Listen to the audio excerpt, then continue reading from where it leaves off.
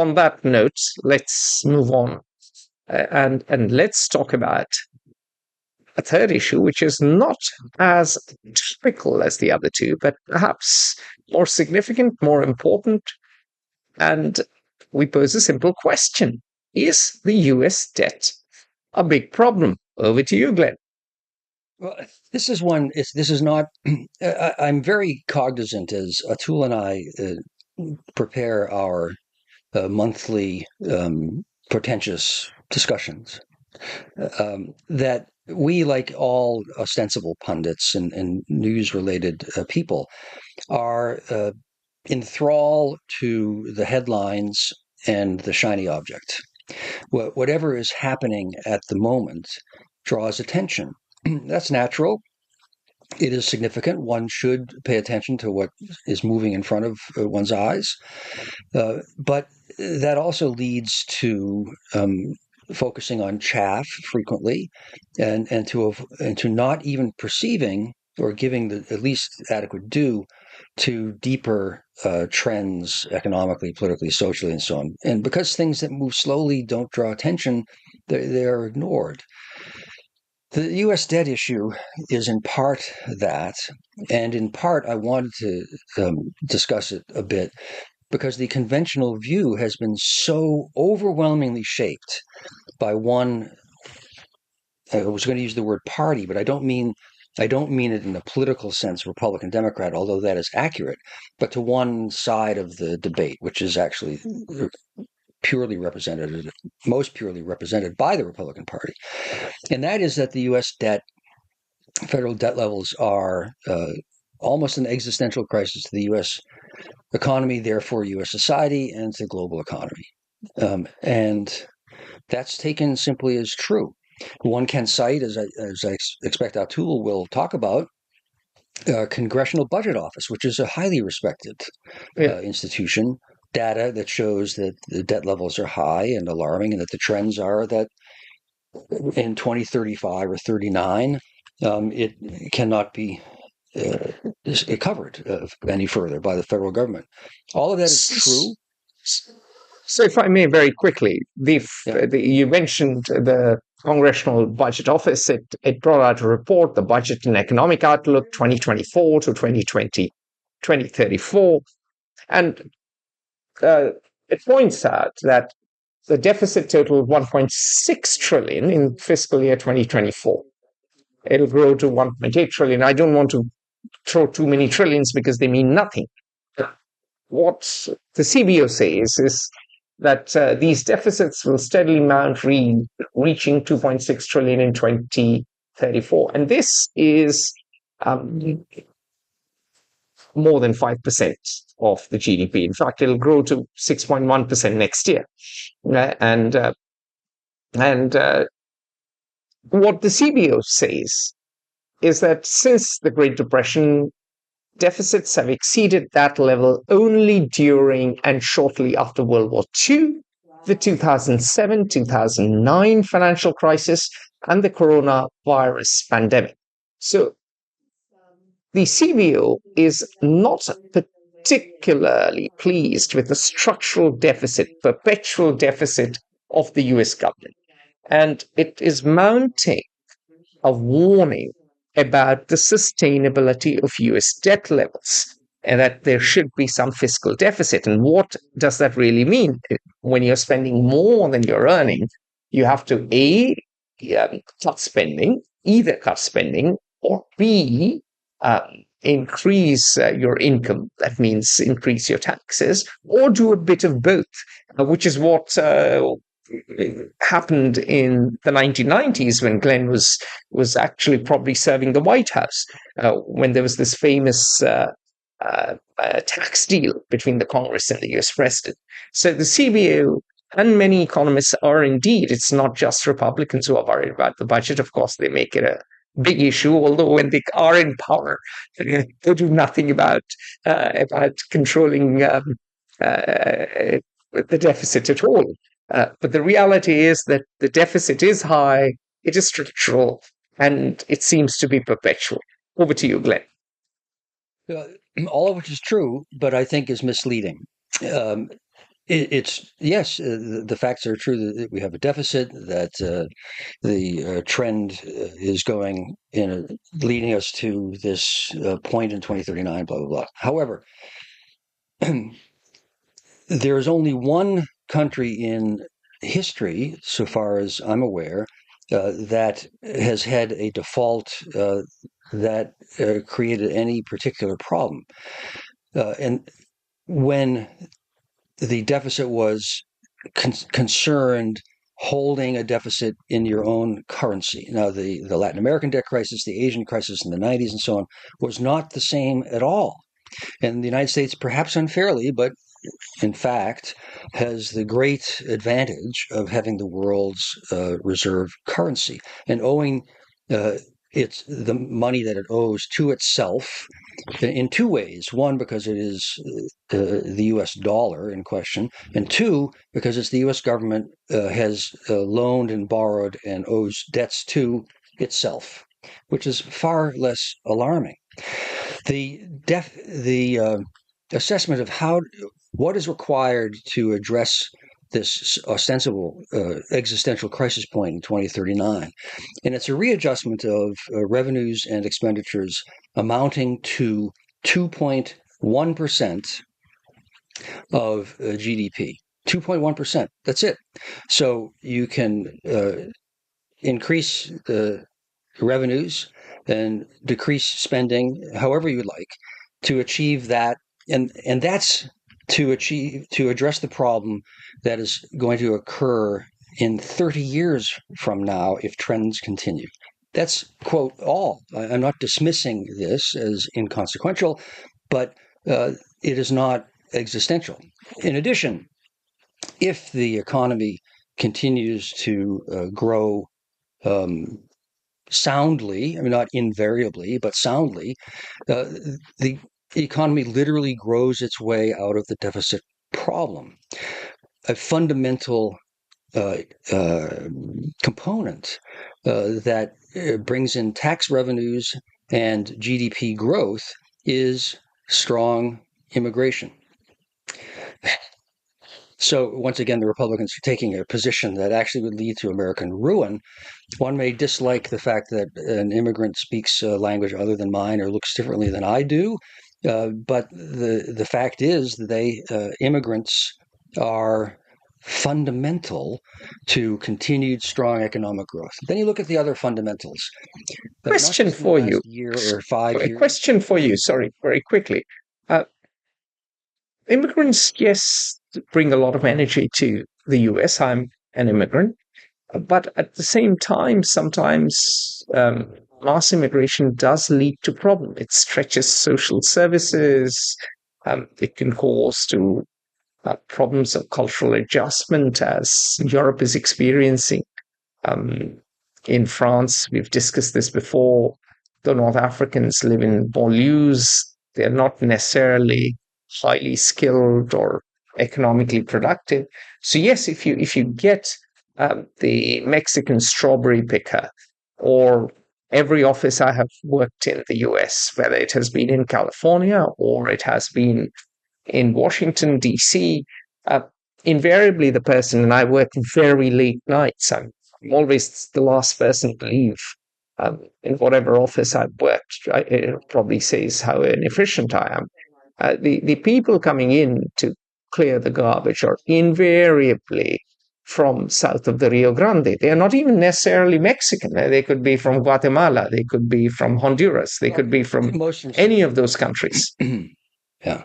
And so there, maybe you get, a big chunk of cheap labor, which means that you have less inflationary pressure. And you also get high-end immigrants who start stuff. After all, I've started Fair Observer. And so that gives America a unique dynamism, which, say, France doesn't have, or India certainly doesn't have. Japan doesn't have it. And you could argue even China doesn't have it. And China has a one-child policy. Yeah. But having said that, if there are going to be a lot of immigrants, there could be problems too. It's not just all sunshine and roses. Well, I think from the economic perspective, it just about is. I mean, immigrants legal or illegal, have been shown to pay more in to the government than the services cost that are provided to them. So the economic case, and then you mentioned In the US, agricultural not workers as well. necessarily in Europe, though. We must Speaking about the make, U.S., speaking about the yeah, U.S. exactly. So economically, there are not just a net gain, but overwhelmingly an economic Yeah. vital addition to continued U.S. growth, which has been long term better than any other developed nation, not just in the last year and a half, but for decades. The social case that you touch upon, of course, that is a real one, and the challenges of cultural adjustment and assimilation, all developed nations, well, with the exception of China and Japan, I think, are which don't have large immigrant populations, are have to cope with, and that's part of the American story is the three generations it takes, 100 years, for an immigrant family to fully assimilate, whether it's the Irish Catholics from the 1840s, or the Indians today, or the Chinese from the 1960s. So it doesn't matter. The first generation remains fundamentally Indian or Chinese or French or whatever it is, although residing and perhaps adapting, in various ways to the majority culture of the United States. The second generation is largely assimilated, but nonetheless has one foot in both cultures. And by the third generation, the language is generally lost. The practices are quote American, and the assimilation is largely full. And you end up with someone like Kamala Harris, who may be president of the United States, or Joe Biden, who was the president and who was not. He was from an outcast group until his generation. He's So the only the social problems second are real. Catholic president That's after right. John F. Kennedy. It's important to That's right. remember he's only the second Irish American president, although America has had a black president, older, an African American president, No, more the African than mainstreaming. African American, but he was not Catholic. So, Well, the mainstreaming of the Irish Catholic population in the United States has really only fully succeeded, I would argue, in my lifetime, which is grossly speaking the third generation that or even more, that the Irish Catholics have in large numbers been American citizens. I can describe that history in intimate detail because as a WASP in Boston, the Irish Catholic Protestant dynamic in America was central to to my growing up. Anyway, and it's vanished pretty much now. it's vanished. It's an Yeah. irrelevancy, largely an irrelevancy. They have been mainstream, but it takes multiple generations. So that's a real issue. So the medium term data, frankly, just illustrates the long term facts, which are that U.S. GDP growth has been sustained and stronger than its G7 peers. I could read all the data, but that's the fact.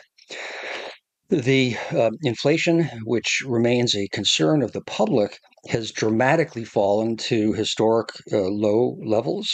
Now, the perception of reality for all of us looks backwards.